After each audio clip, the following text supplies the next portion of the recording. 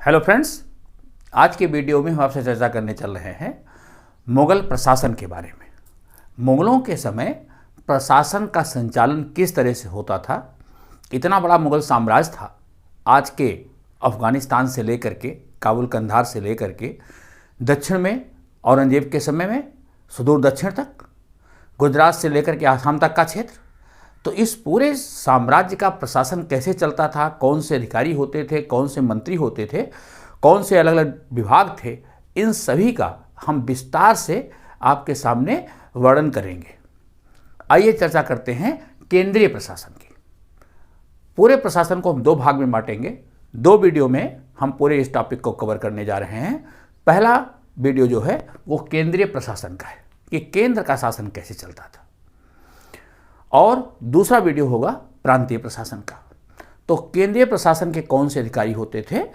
केंद्रीय प्रशासन में जो बादशाह होता था,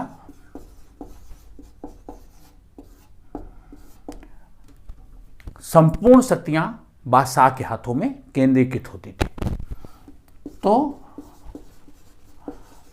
मुगल प्रशासन एक प्रकार से केंद्रीकृत प्रशासन था जो बादशाह के द्वारा संचालित होता था। अगर हम इसे ऐसे कहें कि मुगल प्रशासन सैन्य व्यवस्था पर आधारित एक केंद्रीयकृत प्रशासन था तो गलत नहीं होगा।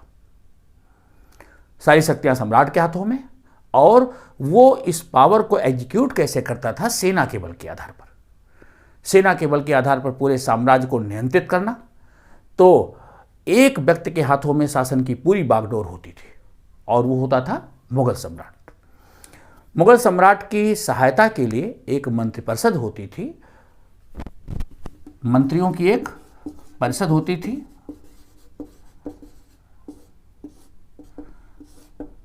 जिसे विजारत कहते थे। विजारत मंत्रियों की परिषद होती थी जिसमें अलग अलग विभाग के मंत्री रखे गए थे। तो सबसे बड़ा पद बादशाह का, बादशाह के नीचे वजीर या वजीर मुतलक,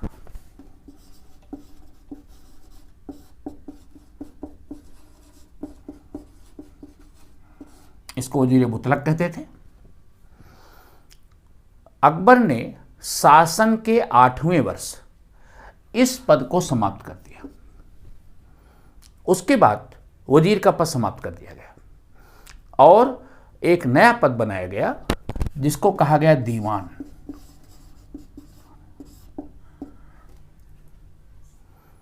दीवान ए आला।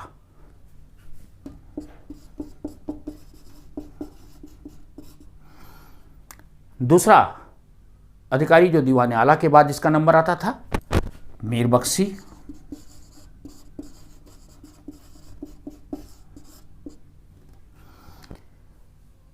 वजीर के बाद जो नया पद बनाया गया दीवान आला, और उसके बाद जो दूसरा पद होता था मीर बख्शी का। तीसरा सद्र उस सदूर। कहीं ये सद्र उस सद्र भी मिल सकता है, वही है सद्र सदूर। मीर सामा, मीरे सामा। वाकया ए नवीस। दीवाने मुहतासिब।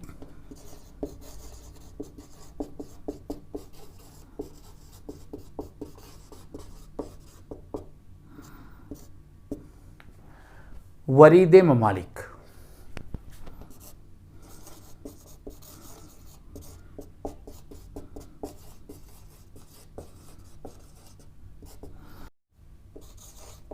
काजी उल कुजात। ये न्याय व्यवस्था का सर्वोच्च अधिकारी होता था। तो अकबर के समय ये कुछ मुख्य मंत्री और अधिकारी होते थे।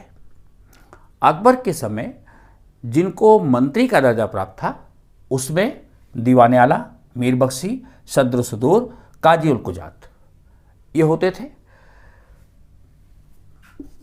ये मंत्री किस श्रेणी में थे? मीर सामा, वाक़या नबीस, दीवाने मुहतासिब ये उच्च पदाधिकारी थे, लेकिन बाद में शाहजहां और औरंगजेब के समय इनको मंत्री का पद दे दिया गया। ओके, इसके अतिरिक्त कुछ और भी उच्च पदस्थ अधिकारी होते थे जो अपने अपने विभागों का काम देखते थे, जैसे मीरे आतिश, मीरे अर्ज, मीरे बहर, इस प्रकार के। मीर ए आतिश, मीर ए अर्ज, मीर ए बहर, दीवान ए तन, मीर ए बर, नाजिर ए बयूतात, खुफिया ए नवीस,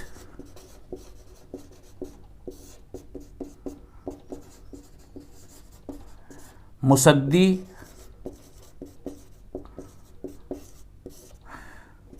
मुशर्रिफ ममालिक,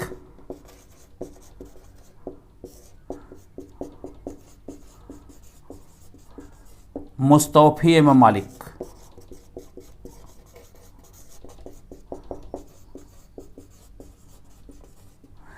मुशर्रिफ या मुस्तौफी के नाम से भी इनको जानते थे।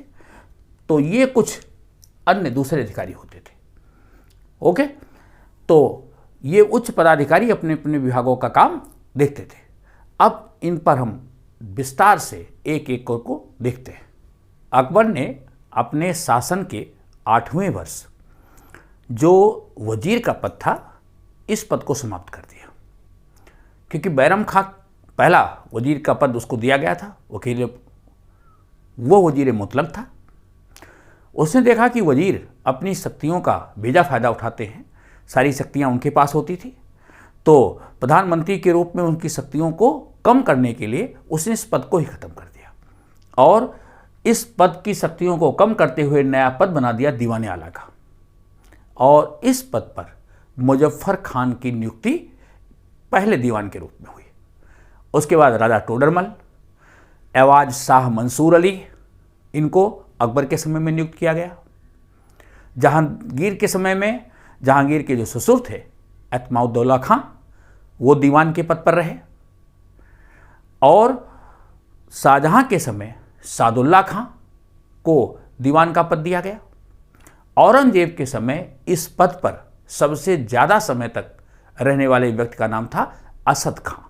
वो 31 वर्ष तक दीवाने आला के पद पर रहे। तो इस तरह दीवाने आला अकबर के समय से जो परंपरा चालू हुई वो औरंगजेब तक चलती रही। दीवाने आला का काम क्या होता था? दीवाने आला ये एक प्रकार से वित्त विभाग का अध्यक्ष होता था। आय व्यय, राज्य की समस्त आय और व्यय का विवरण इसके पास होता था। पूरे राज्य की आमदनी और जो खर्च होता था उसके सारे रिकॉर्ड्स दीवाने आला के ऑफिस में होते थे, इसकी देखरेख में होते थे। विभिन्न करों की निर्धारण करना, करों को लागू करना, करों की वसूली, राज्य से होने वाली आमदनी, जो खर्च होता था सेना सहित अन्य कार्यों पर, उस सारे खर्च का विवरण सब दीवाने आला के नियंत्रण में होता था। प्रांतीय दीवानों की नियुक्ति भी दीवाने आला के द्वारा की जाती थी। इस प्रकार माल गुजारी का बंदोबस्त करना, सरकारी लेन देन का प्रबंध करना, ये सारा काम दीवाने आला का होता था। क्या दीवाने आला ये सारा काम अकेले करता था? नहीं, इस कार्य में उसके कई सहायक होते थे, जैसे दीवाने खालसा। दीवाने खालसा जो बादशाह के नियंत्रण में जमीन होती थी, जो शाही अधिकार वाली जमीन होती थी, उसका प्रबंध देखता था। दीवाने जागीर, ऐसी जमीनें जिसको जागीर के रूप में, इनाम के रूप में तकसीम किया जाता था, लोगों को दिया जाता था, सैरुगाल की ज़मीन होती थी, इनाम की ज़मीन होती थी, वो देखने का काम दीवाने जागीर का होता था। एक तीसरा अधिकारी दीवाने आला का जो हाथ बटाता था उसका नाम था साहिबे तौजीह। साहिबे तौजीह का काम होता था सैन्य संबंधी खर्च का हिसाब किताब रखना। सेना के ऊपर जो व्यय होता था पैसा, उसका पूरा रिकॉर्ड साहिबे तौजीह के हाथ में होता था। दीवाने बयूतात, जो शाही कारखाने थे, ऐसे कारखाने जहां शाही महल के लिए, हरम के लिए वस्तुएं बनाई जाती थी, चाहे वो वस्त्र आदि हैं या जो भी आवश्यक सामग्री है, ऐसे कारखाने जहां पर बनने वाला सामान शाही परिवार के द्वारा प्रयोग किया जाता था, उसका जो इंचार्ज होता था, जो उसका अध्यक्ष होता था, उसे दीवाने बयूतात कहते थे। ओके, इसके अतिरिक्त आय व्यय का रिकॉर्ड रखने वाले मुशरिफ, जिनको मुशरिफ ममालिक कहा जाता था, और अकाउंट की गहन जांच करने वाले जो एक प्रकार से ऑडिटर होते थे, उनको मुस्तौफी ममालिक, वो भी दीवाने आला का काम बटाते थे, वो भी दीवाने आला का हाथ बटाते थे। तो मुशरिफ ममालिक, मुस्तौफी ममालिक, बहुत से मुनीम, ऐसे चपरासी, लेखक, ये पूरी एक टीम होती थी जो दीवाने आला का काम सरल करती थी। तो दीवाने आला तो प्रधान होता था, उसके ये सब सहायक लोग मिलकर के पूरे राज्य की आमदनी और खर्च का विवरण रखते थे। एक बड़ा ऑफिस होता था, ओके, जिसमें मालगुजारी से संबंधित समस्त जो आय और करों का हिसाब किताब होता था। दीवाने आला राजा के बाद दूसरे नंबर का दरबार का सबसे बड़ा अधिकारी होता था, और दरबार में वो बादशाह के सिंहासन के बाईं ओर खड़ा होता था। ओके, दूसरा जो सबसे बड़ा अधिकारी होता था, जो बादशाह के सिंहासन के दाहिनी ओर खड़ा होता था और मुख्य सैन्य सत्य का प्रभारी होता था, एक प्रकार से वो सेना नायक होता था, वो था मीर बख्शी। इस सैन्य विभाग का अध्यक्ष होता था। लेकिन जब आवश्यकता पड़ती थी तो सेना का नेतृत्व भी इसको दिया जा सकता था, लेकिन सैनिक कमांडर तो बादशाह ही होता था। तो मीर बख्शी सैन्य विभाग का प्रधान होता था। मीर बख्शी सैनिकों की नियुक्ति, उनका वेतन दिया जाना, मनसबदारों की नियुक्ति, उनका वेतन दिया जाना, ये सारा काम मीर बख्शी के कार्यालय से होता था। और दीवान के बाद सबसे महत्वपूर्ण अधिकारी के रूप में सम्राट के दरबार में हर समय उपस्थित रहता था। जिन व्यक्तियों को किसी सरकारी सेवा में स्थान दिया जाता था, उनका जो नियुक्ति पत्र होता था, उस पर एक ओर सम्राट की मोहर लगाई जाती थी, दूसरी ओर मीर बख्शी के कार्यालय की मोहर लगती थी। मीर बख्शी के कार्यालय से ही उस कर्मचारी के वेतन का निर्धारण होता था। मीर बख्शी ऐसे व्यक्ति जो सेना में भर्ती होते थे, उनको भी सम्राट के सामने प्रस्तुत करने का काम करते थे। जो मनसबदार होते थे, उनकी सेना का निरीक्षण करना, घोड़ों को दाग लगाना, ये सारा काम मीर बख्शी के निर्देशन में होता था। सम्राट द्वारा अगर किसी मनसबदार को या किसी पदाधिकारी को पदोन्नति दी जाती थी, तो उसका पत्र भी मीर बख्शी के कार्यालय से निकलता था। मीर बख्शी महल की सुरक्षा का भी प्रभारी होता था। महल की सुरक्षा में किस मनसबदार की ड्यूटी होगी, क्योंकि ड्यूटियां ये बदला करती थी। नियमित ड्यूटी को लगाना, उनकी अदला बदली करना, उसकी देखरेख की व्यवस्था करना, ये सारा काम मीर बख्शी का होता था। और इसके लिए किसको नियुक्त किया जाएगा, उसकी नियुक्ति पत्र वो मीर बख्शी के कार्यालय से प्रतिदिन निकलता था। राजमहल की सुरक्षा के लिए एक विशेष दस्ता होता था, उसे तैनाते रकाब कहते थे, जो हर समय राजमहल की सुरक्षा के लिए उपस्थित रहता था और उसको प्रतिदिन 2 बार सम्राट के सामने उपस्थित होकर के अपनी हाजिरी भी देनी पड़ती थी। तो तैनाते रकाब में ऐसे चुस्त दुरुस्त, बहुत ही जंगबाज ऐसे सिपाहियों को, घुड़सवारों को रखा जाता था। तो यह नियुक्ति करना मीर बख्शी का काम होता था। दरबार में जो संवाद होते थे, उन संवाद लेखकों की नियुक्ति करना भी मीर बख्शी का काम था, और बाहर से आने वाले संदेशों को भी सम्राट तक पहुंचाने का दायित्व मीर बख्शी का होता था, जिसको हम वाक़या नवीस आगे हम पढ़ेंगे। वाक़या नवीस का जो काम है, समाचार लेखन का या बाहर से आए हुए पत्रों का जवाब देना, ये सारा काम अकबर के समय से पहले एक ही व्यक्ति किया करता था और वो मीर बख्शी का कार्यालय होता था। अकबर के समय उसको अलग कर दिया गया। जो सैनिकों का वेतन होता था, सैनिकों के वेतन के प्रपत्र को सरखत कहते थे। उस सरखत पर मीर बख्शी के हस्ताक्षर होते थे, तभी सैनिकों को वेतन मिलता था।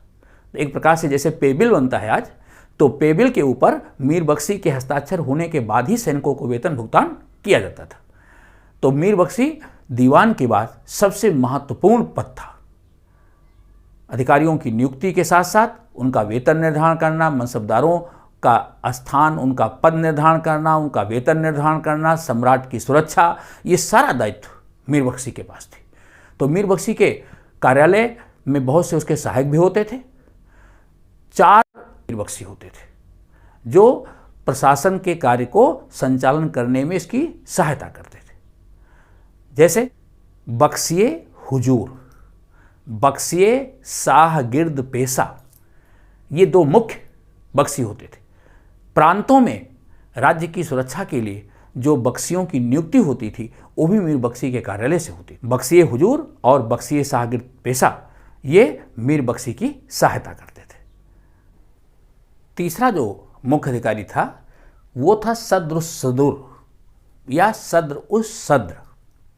इसको सद्र ए कुल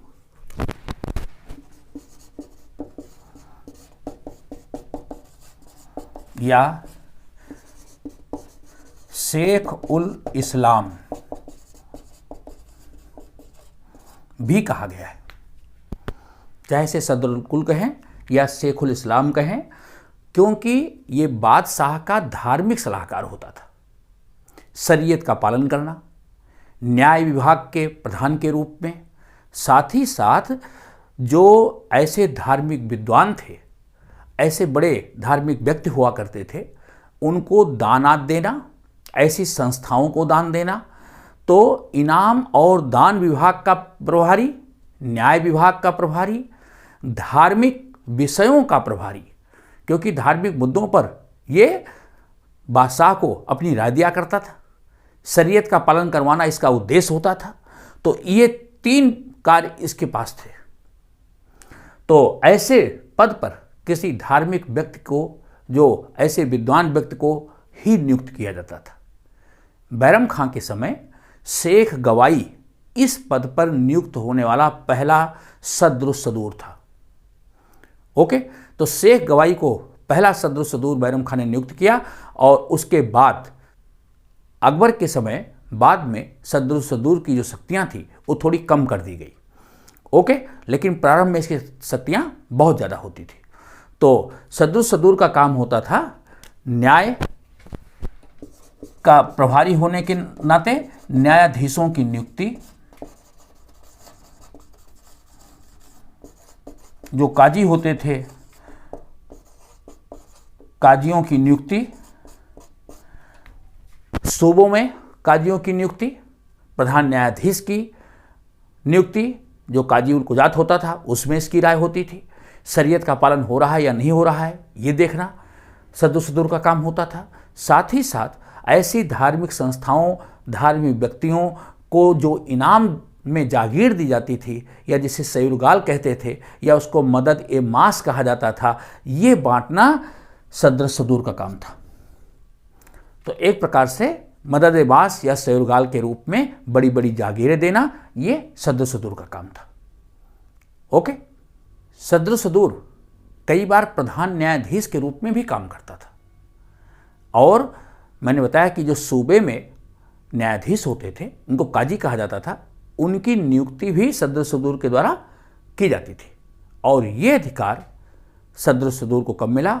1578 ईस्वी के बाद, 1578 के बाद ये अधिकार मिल गया कि सूबों में काजियों की नियुक्ति सद्र सदूर के द्वारा होगी। मेरे समा जो राजमहल के रहने वाले लोग थे, उनके लिए जो भी आवश्यकता की चीज़ें थी उसकी व्यवस्था करना, उनके भोजन का प्रबंध करना, उनकी दैनिक आवश्यकता की वस्तुओं का प्रबंध करना, उनकी सुरक्षा का प्रबंध करना, ये सारा काम मीर समा का होता था। अकबर के समय तक यह दीवाने आला के अधीन काम करता था। बाद में इसको एक स्वतंत्र विभाग दे दिया गया। शाहजहां के समय तक तो इसको मीर समा कहा जाता रहा। औरंगजेब के समय इसे खाने समा के नाम से जाना गया। तो महल की सुरक्षा से लेकर के महल में आवश्यक सामग्रियों की व्यवस्था करना, ये मीर समा का काम होता था। मीर समा को उसके कार्य में जो दीवाने बयूतात, जो शाही कारखाना का अधीक्षक होता था, वो भी सहायता करता था। इसके अतिरिक्त दरोगा हैं, तहसीलदार हैं, वो लोग भी इसकी सहायता करते थे, जिससे राजमहल के लिए आवश्यक सामग्री का प्रबंध हो सके। और इसका जो आय व्यय होता, उसकी गणना करने का काम मुसरिफ का होता था। उसका रिकॉर्ड वो मेंटेन करता था, मुसरिफ, लेखाकार। ओके। अकबर के समय एक और पदाधिकारी बनाया गया जिसको कहते थे वाकया नवीस। वाकया नवीस का काम होता था समाचार लेखन का। दरबार में सम्राट के द्वारा जो आदेश दिए जाते थे, उन आदेशों को लिखवाना, विदेशों से आने वाले पत्राचार और उसका उत्तर दे, ये वाकया नवीस का काम होता था। इसकी सहायता के लिए इसके साथ पूरी एक टीम हुआ करती थी। उसके द्वारा ये सारा पत्राचार विभाग का काम करता था, दरबारी गतिविधियों को रिकॉर्ड करवाता था। क्योंकि मुगल दरबार में जो भी दिन प्रतिदिन की गतिविधियां होती थी, उनको लिखित रूप से रखा जाता था और उसको उच्च दरबार से प्राप्त पत्र या प्राप्त रिकॉर्ड के नाम से अखबारात दरबारी मोहल्ला के नाम से जाना जाता था। ओके। दीवाने मोहतासिब, दीवाने मोहतासिब को अगर एक प्रकार से कहा जाए कि धर्म विभाग का प्रभारी या धर्माध्यक्ष, तो गलत नहीं होगा। दीवाने मोहतासिब का काम होता था कि राज्य में सभी लोग शरीयत के अनुसार आचरण कर रहे हैं या नहीं कर रहे हैं, इसका पता लगाना। लोग शरीयत के सिद्धांतों का पालन करें और इसको नाप तौल के बांट का भी निरीक्षण करने का अधिकार होता था। लोग शरीयत के सिद्धांतों के अनुसार जीवन जिएं, सम्राट के निर्देशों का पालन करें, इस्लामी शिक्षा का विकास हो, ये सारा काम दीवाने मोहतासिब का होता था। औरंगजेब के समय में दीवाने मोहतासिब को जो हिंदू मंदिर थे, उनको तोड़ने का भी अधिकार दे दिया गया। तो जो बहुत से मंदिर उस समय तोड़े गए, उसमें दीवाने मोहतासिब के आदेश हुआ करते थे। बरीदे ममालिक, ये गुप्तचर विभाग का प्रभारी होता था। राज्य को किसी ओर से खतरा तो नहीं है, कोई विदेशी आक्रमण तो नहीं होने वाला है, सम्राट को पल पल की सूचना बरीदे ममालिक और उसके जो सहायक होते थे, उनके माध्यम से पहुंचती रहती थी।